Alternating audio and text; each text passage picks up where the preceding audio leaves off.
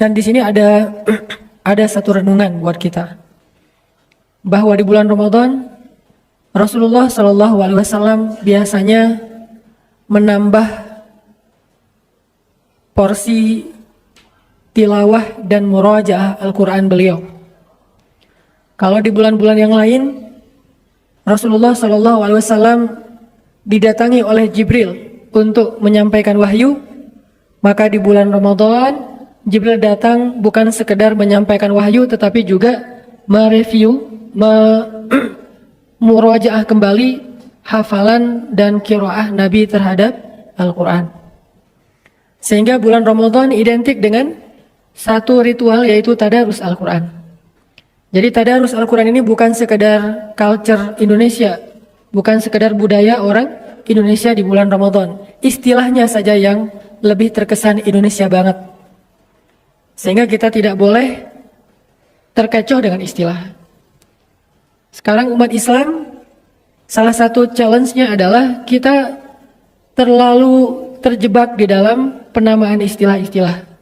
Padahal sebagian besar dari istilah-istilah yang kita kenal hari ini itu bukan berasal dari zaman Nabi, tetapi dari zaman para ulama. Means ulama yang memberikan nama istilah tersebut. Sehingga istilah-istilah ini kadang bisa dirubah dalam bahasa terjemah, bisa juga diganti sesuai dengan konteks pada masa atau pada tempat yang berbeda. Sama dengan istilah murajaah Al-Quran atau istilah tilawah Al-Quran, maka di Indonesia diistilahkan dengan tadarusan, yang diawali dengan kata tadarus kemudian menjadi tadarusan. Jadi tadarusan bukan hanya culture, bukan hanya budaya orang Indonesia. Tadarusan itu adalah salah satu di antara kebiasaan Nabi di bulan Ramadan. Bahkan di bulan Ramadan biasanya Jibril akan turun 2 kali untuk tadarusan bersama Rasulullah SAW. Walaupun mungkin teman-teman belum pernah mendengar istilah Jibril tadarusan dengan Nabi. Inilah yang membuat saya kadang-kadang kurang dimengerti. Sering menggunakan istilah yang sebetulnya itu adalah terjemah. Istilah terjemah dari istilah yang udah common di masyarakat. Kita biasanya menggunakan istilah kalau kita pun membaca hadis. Ketika Jibril alaihissalam turun di bulan Ramadan, maka Jibril memurajaah bacaan dan hafalan Nabi SAW. Salah satu ayat Jibril memurajaah hafalan Nabi atau bacaan Nabi di dalam Al-Quran itu ada di surat Al-Qiyamah. La tuharrik bihi lisanaka lita'jala bih. Inna alaina jam'ahu wa qur'anah fa idza qara'nahu fattabi' qur'anah summa inna alaina bayanah. Ini salah satu paragraf kecil tentang kondisi tadarusannya Jibril dengan Rasulullah SAW. Nah, istilah murajaah itu kemudian saya coba sinkronkan dengan istilah-istilah yang lebih populer di Indonesia, yaitu adalah istilah tadarusan. Jadi bisa dikatakan bahwa salah satu di antara kebiasaan Nabi SAW di bulan Ramadan adalah tadarusan. Cuman tadarusannya Nabi bukan dengan hanya manusia, tapi juga Nabi tadarusannya dengan Jibril alaihissalam.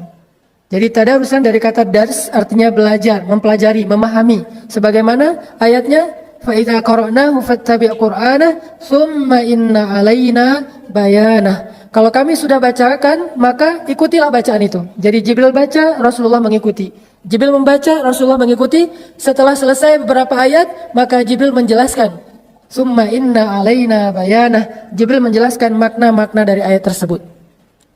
Berarti culture tadarusan adalah salah satu di antara culture yang nyunnah, hanya beda istilah. Jadi untuk dikenal atau untuk dilihat bahwa ini sesuatu yang sunnah atau tidak, kita tidak boleh hanya melihat dari istilahnya, tapi coba perhatikan prakteknya. Ada beberapa istilah yang di kita itu kadang-kadang dianggap aneh dan bid'ah. Padahal kadang istilah itu justru ada di dalam Al-Quran. Contohnya istilah atau sebuah ritual istighosah. Ada sebagian orang atau kaum muslimin yang menganggap istighosah ini bid'ah.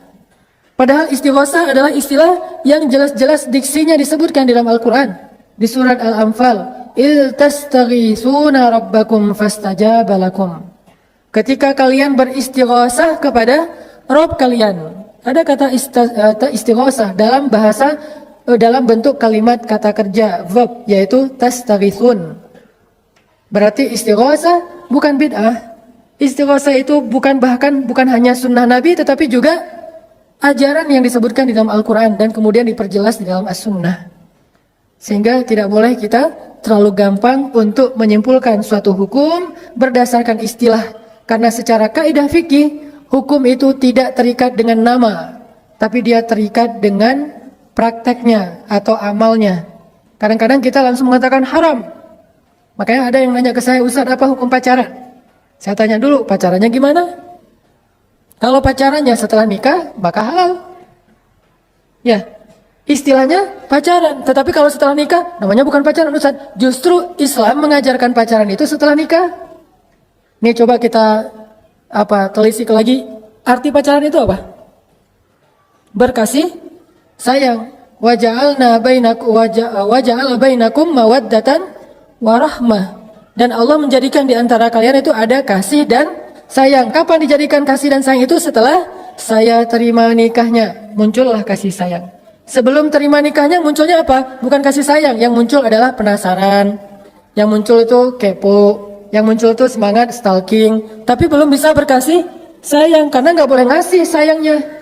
Belum boleh dikasih sayang, baru boleh dikasih kepoan. Pakai akun yang lain biar nggak ketahuan gitu kan. Tapi belum boleh ngasih kasih sayang karena belum halal. Makanya nggak boleh kita langsung menyimpulkan suatu hukum berdasarkan nama. Itu udah kaidah fikih. Apalagi kita menyimpulkannya secara umum. Saya mendengar dari kakak kelas saya yang kemarin juga Ustadz Awalul Zikri sempat ke Bandung, Dr. Awalul Zikri. Beliau adalah doktor di bidang fikih perbandingan mazhab di Al-Azhar. Beliau mengatakan ada satu kaidah fikih yang sering dilupakan di Indonesia dan itu diajarkan oleh ulama, salah satunya Ibnu Hajar yang menulis kitab Sahih Bukhari. Kaidahnya apa? Itlaqul jawab fi amri tafsil khata. Memberikan sebuah fatwa secara umum dalam urusan yang detail itu salah. Nggak boleh. Jadi kalau ada yang nanya ke kita misalnya gini, Ustadz, apa hukum menjual kulit hewan kurban? Gitu kan? Apa hukum menjual kulit hewan kurban? Kira-kira apa hukumnya? Kalau orang yang tidak memahami kaidah fikih, baru belajarnya lewat YouTube dan internet, maka dia akan langsung mengatakan menjual kulit hewan kurban haram. Jadi buat dia kalimat haram itu adalah ekspresi idealisme. Makin sering bilang haram, kesannya makin idealis. Padahal dalam Islam, haram itu cuma satu, yang halal itu 4. Wajib boleh, sunnah boleh, mubah boleh, makruh boleh walaupun ditinggalkan lebih baik. Baru yang kelima, haram. Jadi ada 4 hal yang dibolehkan dalam Islam, 1 hal yang diharamkan. Kenapa yang 4 ini nggak dieksplor? Supaya orang tahu betapa Islam itu syumul, luas sekali. Kenapa yang diambil hanya yang terakhir saja? Haram, haram, haram. Senang dengan kata haram, sehingga ketika dia udah mengatakan haram seolah-olah dia adalah orang yang paling idealis, sedangkan yang mengatakan halal itu kesannya kurang idealis. Sehingga Ibnu Hajar mengatakan itlaqul jawab fi amri tafsil khata.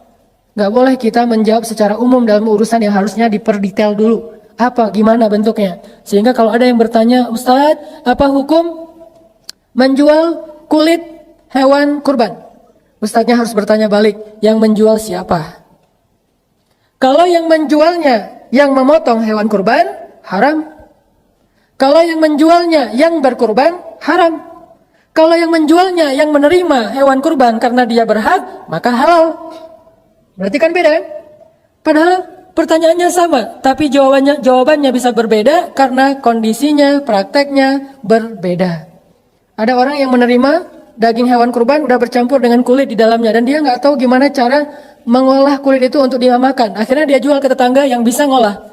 Ya udah, jual aja ke ibu. Berapa? Terserah ibu bayar berapa. Ya udah 10.000 ya. Yang penting dia dapat uang walaupun murah. Tapi kan kalau emang haram walaupun 1.000 juga nggak boleh. Rp1 juga nggak boleh. Ini bukan soal angkanya, tapi boleh tidaknya dijual. Sehingga ulama yang bijaksana, yang arif, dia tidak akan menjawab suatu fatwa hanya berdasarkan pertanyaan secara umum. Dia akan bertanya balik, siapa, bagaimana, kenapa. Kenapa ada itu? Disebut dengan dawabitus syariah. Dawabit. Islam itu dawabit, detail. Sehingga kadang-kadang fatwanya berbeda dengan pertanyaan yang sama ditanyakan oleh 2 orang yang berbeda. Pertanyaannya sama, yang nanyanya beda, maka fatwanya berbeda. Bukan hanya karena kondisinya, mungkin karena alasannya juga berbeda. Ada orang yang misalnya, Ustadz, saya pengen nikah, hukumnya apa? Nikah wajib. Datang yang kedua, Ustadz, saya pengen nikah, hukumnya apa? Nikah sunnah. Ustadz, saya pengen nikah, hukumnya apa? Nikah makruh. Datang lagi yang keempat, Ustadz, saya pengen nikah, hukumnya apa? Haram. Kenapa 4 orang beda hukum? Karena alasannya berbeda. Yang pertama alasannya, dia kalau nggak menikah, maka dia akan berzina. Sehingga nikah bagi dia menjadi wajib. Yang kedua, dikatakan sunnah karena dia sudah mampu. Tapi dia tidak akan berzina kalaupun tidak menikah. Maka bagi dia sangat dianjurkan sunnah muakkadah. Yang ketiga, buat dia nikah itu cuma coba-coba. Seru nggak ya nikah? Akhirnya nikah bagi dia menjadi makruh. Yang ketiga, nikah hanya untuk mempermainkan orang lain. Dan dia udah berniat nanti setelah dia mencicipinya, dalam tanda petik dia akan ceraikan. Maka nikah bagi dia haram. Padahal pertanyaannya sama, Ustadz, apa hukum menikah? Sama juga, Ustadz, apa hukum menjomblo? Tergantung yang nanya kan ya. Kalau yang nanyanya anteng-anteng aja, ya sudah menjomblo itu mubah. Boleh-boleh saja. Ada yang mengatakan, ya sudah menjomblo itu adalah sunnah. Lebih baik dia menjomblo daripada dia menikah. Karena dia kalau nikah malah ngerepotin orang. Soalnya dia belum siap, dia juga belum bijak, dia belum belajar agama. Malah nanti akan merusak agama perempuan yang dia nikahi. Ada juga yang menjomblo itu wajib. Kamu harus jomblo, kamu gak boleh nikah. Ini saya belum nemuin, kenapa dia jadi wajib. Yang jelas, hukum itu tidak tergantung dengan pertanyaan ataupun istilah.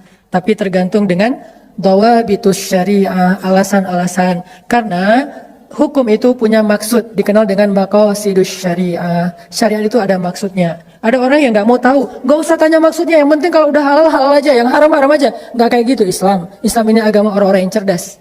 Dia ada maqasid, ada dawabit. Ini jarang-jarang saya ceramah kayak gini-gini ya, sosok gaya gitu. Sebetulnya dulu sebelum ada pemuda hijrah kan ceramah saya kayak gitu. Ceramah saya itu tentang sejarah para rijal, para tokoh-tokoh Islam. Kalau teman-teman pengen dengar ceramah saya yang versi bold, coba datang ke Masjid Al-Latif di Tarbiyah. Itu tuh judulnya aja Tasawwur Haraki, persepsi pergerakan. Kemudian Ar-Rijal wan Nisa anzal fihimul Quran. Tokoh-tokoh yang turun Al-Quran karena mereka. Nah itu tuh pembahasan di Tarbiyah. Tapi kalau di acara nongkrong bareng, wah namanya juga nongkrong. Kalau dibahas nongkrong, terus judulnya haramnya apa gitu kan, orang langsung aduh sian mau nongkrong tapi ditakut-takutin. Neraka jahanam terbagi kepada, misalnya kan agak gimana gitu kan. Makanya kata Nabi kepada para dai ketika Nabi mengutus Muaz bin Jabal, apa nasihat Nabi kepada Muaz bin Jabal sebelum diutus ke Yaman? Kata Nabi, yassir wala tu'assir, mudahkan jangan sulit. Itu tuh bukan doa, tapi itu nasihat Nabi kepada Muaz. Wahai Muaz, mudahkan urusan orang untuk masuk kepada Islam. Jangan persulit, jangan idealis, jangan perfeksionis. Idealis boleh, jangan perfeksionis. Arti perfeksionis, kalau belum sempurna nggak boleh masuk Islam. Padahal orang masuk Islam itu untuk menyempurnakan diri. Kalau dia udah sempurna, maka dia nggak perlu bertanya, perlu nggak saya masuk Islam? Pasti dia udah paham kebenaran Islam. Jadi karena dia belum sempurnalah, dia belajar pelan-pelan sehingga masuk Islam dulu supaya dia bisa belajar. Ada orang yang nanya, ya Syekh, saya pengen masuk Islam, tapi saya nggak bisa meninggalkan khamar. Boleh nggak? Boleh. Bukan boleh khamar, boleh masuk Islam. Nanti setelah dia masuk Islam, dia diajarkan tentang masalah khamar. Kan ada tuh di zaman Umar ibn Khattab, seorang laki-laki yang ahli jihad, tapi nggak pernah bisa meninggalkan khamar. Dia mujahid, tapi dia nggak bisa ninggalin khamar. Dan ini jangan dicontoh ya. Oh ternyata ada sahabat yang senang minum, tapi senang jihad. Wah ini kayak cocok nih buat gua nih. Tar dulu. Kan dia lagi berproses. Yang udah di masjid jangan keluar lagi. Yang di luar masjid pelan-pelan diajak ke dalam. Yang udah di masjid jangan niru yang di luar. Wah kayaknya lebih seru di luar daripada di dalam. Saya nyesel terlalu cepat masuk. Mending di belakang, di luar aja lama-lama. Nanti juga masuk sendiri. Jangan. Yang udah di sini kan was-sabiqun as-sabiqun, as-sabiqun al-awwalun. Kan selalu ada kaidah itu kan. Siapa yang lebih dulu masuk Islam, siapa yang lebih dulu berhijrah, siapa yang lebih dulu dalam kebaikan, maka was-sabiquna fid dunya fahumus sabiquna fil akhirah. Itu ayatnya. Was-sabiquna sabiqun, 2 kali kata sabiqun. Yang satu di dunia, yang satu di akhirat. Cuman Allah nggak membuat detail, itulah bahasa Al-Quran yang umum. Was-sabiqunas sabiqun. Artinya apa? Yang duluan dan duluan, gitu kan? Maksudnya was-sabiquna fid dunya fahumus sabiquna fil akhirah. Orang yang di dunia duluan dalam kebaikan, nanti dia di akhirat duluan ke surga. Jadi yang udah hijrah jangan nyesel. Aduh nyesel, udah terlalu awal hijrah jadi udah nggak bisa seru-seruan. Siapa bilang setelah hijrah nggak bisa seru-seruan?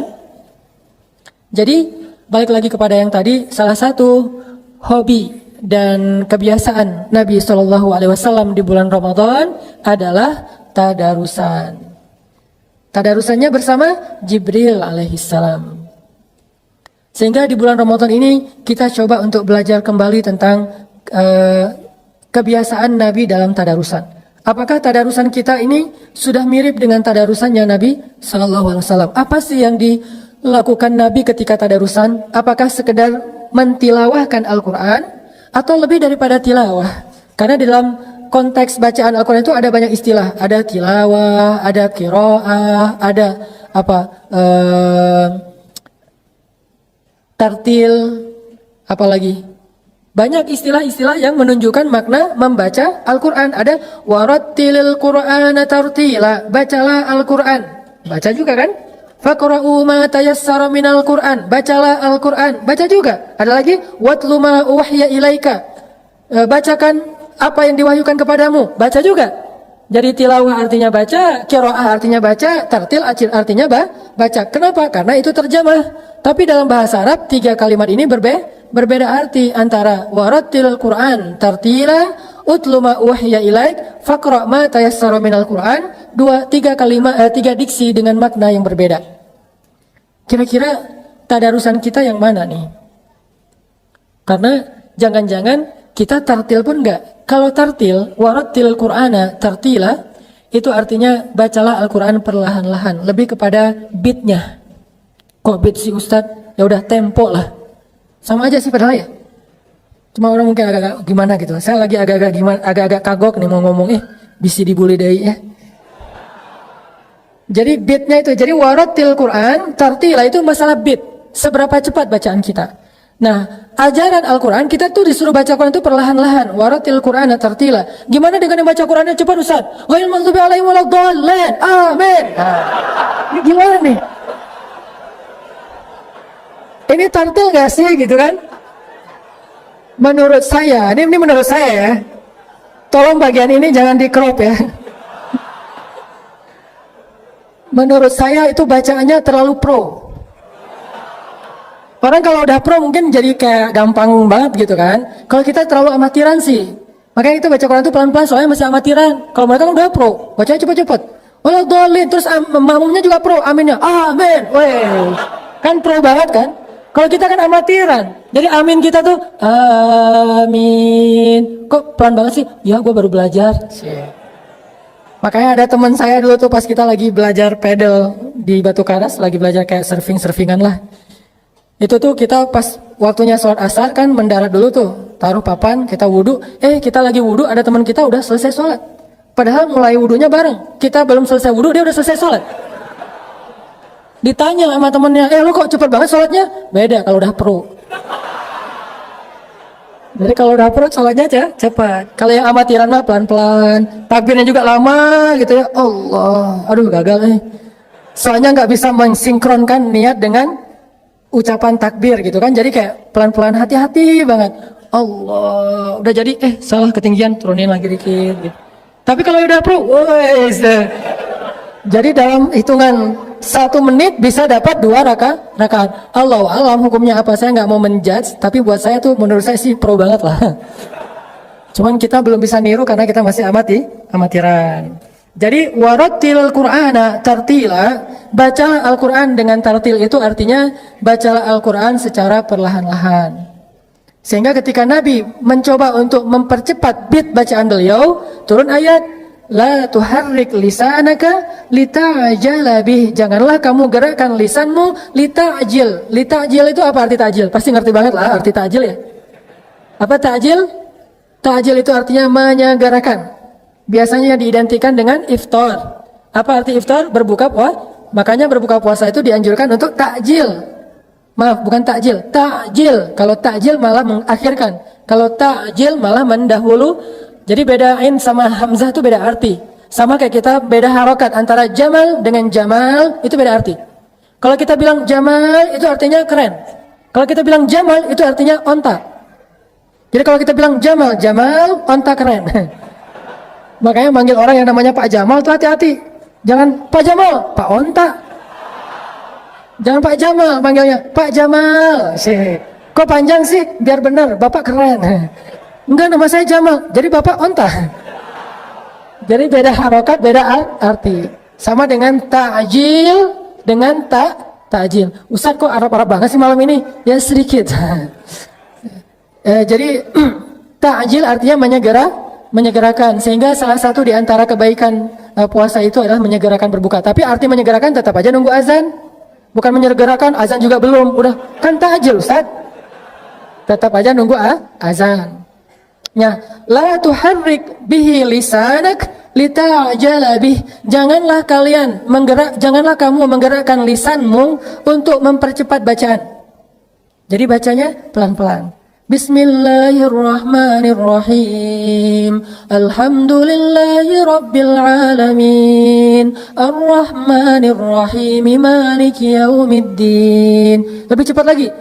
Iyyaka na'budu wa iyyaka nasta'in. Ihdinas siratal mustaqim, siratal ladzina an'amta 'alaihim, ghairil maghdubi 'alaihim waladdallin. Itu udah paling cepat. Lebih cepat lagi. Alif lam mim dzalikal qur'an. Amin.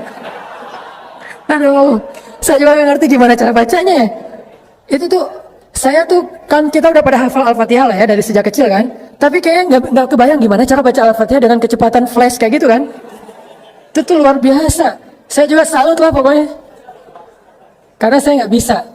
Nah, ada seorang sahabat namanya Abdullah ibnu Mas'ud. Tapi harus paham orangnya ya. Karena kalau beda orangnya tadi beda hukum. Kebenaran ini Abdullah ibnu Mas'ud. Siapa dia? Dia adalah sahabat yang dititipkan oleh Nabi Al-Quran.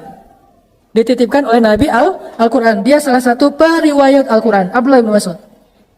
Yang bisa menghafal Quran 1 juz sekali dengar. Jadi Nabi baca Al-Quran 1 juz, dia dengerin aja. Beres Nabi baca, ya Rasulullah saya udah hafal. Itu Abdullah bin Mas'ud. Lalu Nabi mengatakan, coba baca Abdullah. Dibaca oleh Abdullah dengan hafalan, nggak ada satu huruf pun yang salah 1 juz itu. Inilah Abdullah bin Mas'ud, kecerdasannya di atas rata-rata. Kan saya pernah cerita, surat Al-Quran yang paling panjang turun sekaligus surat apa? Al-Quran, surat yang paling panjang yang turun sekaligus, surat apa? Kalau Al-Baqarah panjang, tapi dia turunnya dicicil. Surat yang paling panjang turunnya sekaligus di Al-Quran, surat Al-An'am. 1 juz lebih 1 lembar. 11 lembar lebih. 11 lembar setengah lebih tepatnya. Nah, 1 juz lebih 1 lembar, artinya 11 lembar, itu turun dari Jibril kepada Rasul, dibaca oleh Jibril sekali, Nabi langsung hafal. Keren ya? Jadi kalau ada yang mengatakan bahwa Nabi itu nggak pintar, ini salah satu bukti kepintaran Rasulullah SAW. Terus kalau pintar kok nggak bisa baca tulis? Karena jumhur ulama sejarah bersepakat bahwa Nabi nggak bisa baca tulis. Jadi ummi di situ benar-benar nggak bisa baca tulis. Apa buktinya Nabi nggak bisa baca tulis? Ketika terjadi perjanjian Hudaybiyah, poin-poin dari perjanjian itu banyak yang ternyata agak menurut para sahabat harus diganti. Nabi nanya kepada para sahabat. Nah, menurut orang Quraisy harus digantikan. Poinnya pertama kalimat Bismillahirrahmanirrahim. Ini adalah perjanjian antara Muhammadun Rasulullah dengan Suhail dari perwakilan Quraisy. Kata Suhail, Muhammad, kalau kami percaya Allah itu Ar-Rahman dan Ar-Rahim, ngapain kita capek-capek bikin perjanjian? Ya udah aja kita bareng. Terus maunya kamu gimana? Hapus, gak boleh pakai Ar-Rahman Ar-Rahim, cukup Bismillah aja. Kok cuma Bismillah? Karena orang Arab Quraisy juga meyakini Allah sebagai Tuhan, tapi gak punya sifat. Makanya ada anak di masa jahiliyah namanya Abdullah, yaitu ayahanda Rasulullah. Kok dinamain Abdullah padahal mereka musyrikun? Karena mereka meyakini Allah itu sebagai Tuhan, cuman tidak punya sifat. Sifatnya diberikan kepada berhala. Ada berhala cinta, cinta lagi. Ada berhala perang lah ya, berhala perang, berhala dagang, berhala apa. Allah itu cuma simbol Tuhan doang, tapi nggak punya sifat. Makanya kalau kami percaya Allah itu Rahman dan Rahim, ngapain kita bikin perjanjian? Udah aja kita bareng. Terus maunya gimana? Hapus Ar-Rahman Ar-Rahim, tinggal Bismillah. Juru tulisnya siapa? Ali bin Abi Thalib, karena dia bisa baca tulis. Nabi nanya, ya Ali, mana kalimat Ar-Rahman Ar-Rahim? Karena Nabi tidak bisa membaca. Mana kalimat Ar-Rahman Ar-Rahim? Ali menunjukkan, yang ini ya Rasul. Kata Rasulullah, hapus. Kata Ali, saya nggak berani ya Rasul. Mana berani dia menghapus Ar-Rahman Ar-Rahim? Nanti dia takut kepada Allah. Kata Rasul, ambil air, ambil kain yang basah, dibasahi dengan air. Nabi sendiri yang menghapus Ar-Rahman Ar-Rahim. Tinggal Bismillah.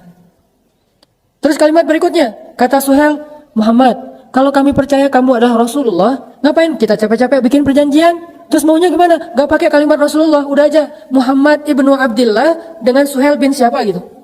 Jadi gak pakai embel-embel Rasulullah, hapus kalimat Rasulullah. Ali, mana kalimatnya? Ini ya Rasul, hapus.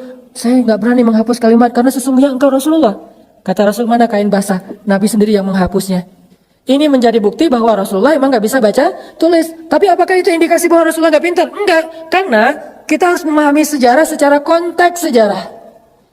Jangan menjudge sejarah, karena kita berbeda konteks dengan sejarah. Apa maksudnya? Pada masa itu, tren belajar itu bukan lewat baca dan tulis. Tren belajar pada masa itu lewat riwayat dan dihafal.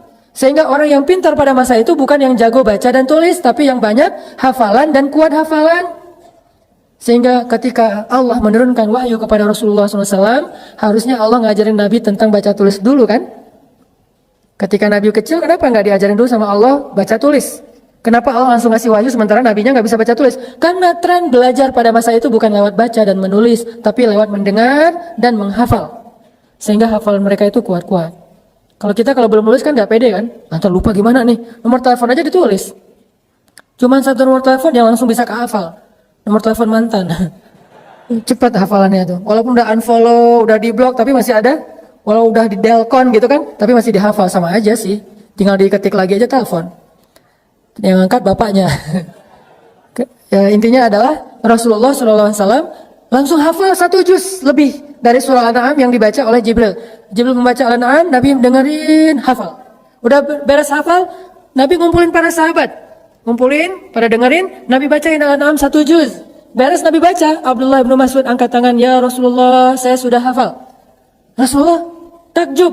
Ini solehnya Rasul ya, tawaduk banget. Pas Abdullah ngomong kayak gitu, ya Rasulullah saya udah hafal. Rasulullah gak ngomong, emang lu doang, gue juga sama. Ini kalau kita kan orangnya kayak sok pamer gitu kan, pengen diakui. Kalau Rasulullah enggak, Rasulullah itu sangat menghargai orang. Langsung mengatakan, ya Abdullah kamu udah hafal? Ya Rasulullah, coba baca. Dibacalah oleh Abdullah dari ayat 1 sampai terakhir. Tidak ada satupun huruf yang salah. Ini kemampuan hafalannya Abdullah ibnu Mas'ud. Nah, Ibnu Mas'ud ini salah satu sahabat yang kalau baca Quran, bacaannya itu persis Jibril alaihissalam. Persis Jibril. Kalau sekarang kan kita dengar banyak qori imam itu bacaannya persis siapa gitu kan, persis Sudais, persis Al-Afasi, persis siapa kayak gitu-gitu, persis Muzammil gitu kan, Al-Muzammil mana nama surat, persis Muzammil gitu. Nah, kalau Abdullah persisnya persis Jibril. Dulu tuh waktu saya masih SMA, saya ngefans banget dengan yang namanya Sa'dul Ghamidi, salah satu qori dan imam dari Arab Saudi, dari kabilah Ghamid. Sehingga beliau dinamain Al-Ghamidi, orang Ghamid. Itu saya senang banget dengan bacaannya. Makanya sering saya ulang-ulang dulu tuh. Saya dulu pernah ikut audisi tilawah Al-Quran di Kairo yang masuk ke 2 channel TV itu. Di antara sekian ratus peserta orang-orang Mesir, saya nomor 1 alhamdulillah gara-gara menjiplak bacaan Al-Ghamidi. Pas datang depan ininya, jurinya, dari mana? Indonesia. Oh ya, bisa baca Quran? Sedikit-sedikit. Ya udah baca yang mudah-mudah saja. Ya sudah, Al-Ikhlas. Karena itu yang paling mudah. Al-Fatihah Al-Ikhlas. Al-Fatihahnya Al-Ghamidi. Alhamdulillahi Rabbil Alamin Ar-Rahmanir Rahim Maliki Yawmiddin Iyyaka na'budu wa iyyaka nasta'in. Nangis jurinya.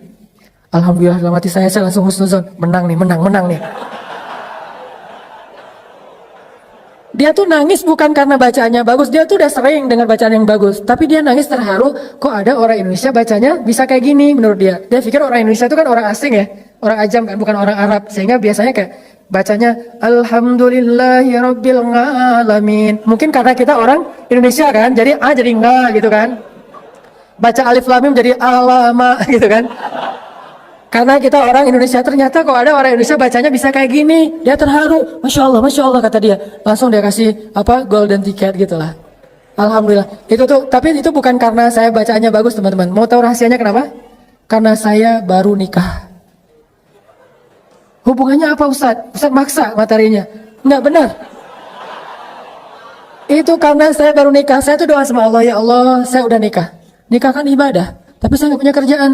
Saya mau ngasih nafkah apa buat istri saya? Ya Allah beri saya rezeki. Tiba-tiba dapat panggilan audisi, juara, langsung dikontrak 20 episode. Lumayan lah, bisa tinggal di Kairo, berdua sama istri tanpa kerja selama 6 bulan. Jadi istri saya S2, saya keliling, 99 cahaya di langit Kairo. Foto-foto, sosok nulis gitu, di depan taman, depan sungai Nil. Kalau lagi bingung-bingung loncat gitu kan ya. Pokoknya menikmati hidup aja lah. Istri saya biarin aja dia sibuk dengan belajar. Dua malam-malam dia buka buku tebal-tebal tuh. Karena dia ngambil S2-nya tafsir lah gitu. Tafsir kan berat ya.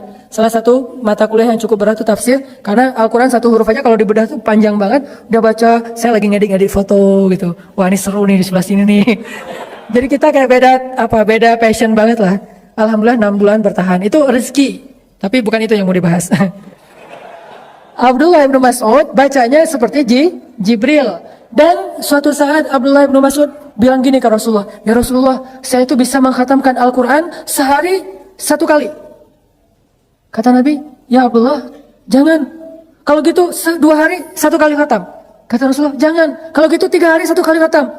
Ya udah segitu. Tapi kalau bisa jangan lebih dari itu. Maksudnya apa? Kok bisa 1 hari sekali pengen khatam Al-Quran? Rasulullah larang. Karena kalau sampai kurang dari 3 hari khatam, berarti dia tidak qiraah. Soalnya dia baru murajah nggak akan faham. Terlalu cepat. Ini mirip dengan cerita seorang anak muda di zaman Nabi itu yang sholatnya cepat banget kan, yang tadi pro banget. Sehingga kata Nabi, sholat lagi kamu belum sholat. Terus dia sholat lagi, cepat lagi, sholat lagi kamu belum sholat. Sama, jangan baca Quran khatam kurang dari 3 hari. Karena kalau kurang dari 3 hari, berarti bacaannya tidak sempat ditadabbur. Gimana dengan para hafiz Quran Ustaz? Itu beda, karena mereka murajaah. Saya punya seorang guru, anggota dewan di Jakarta. Beliau murajaah Al-Quran sehari itu 10 juz. Sehari 10 juz. Padahal anggota dewan loh, bukan nganggur. Yang kesibukannya luar biasa, tapi bisa murajaah Al-Quran sehari 10 juz. Jadi 3 hari beliau khatam, 3 hari khatam. Kalau kita 3 hari nggak khatam-khatam gitu ya, 1 juz juga ya. Kalau beliau 30 juz, 3 hari khatam. Itu khusus buat para hufaz. Nah, balik lagi kepada hobi Nabi tadarusan. Jadi walaupun Nabi di bulan Ramadan semangat membaca Al-Quran, bukan mengejar hanya jumlah ayat dan juz. Tetapi kata Jibril, kata Allah, waratil Qur'ana tartila la tuharrik bihi lisanaka lita'jala bih. Nabi juga mencoba untuk memahami ayatnya.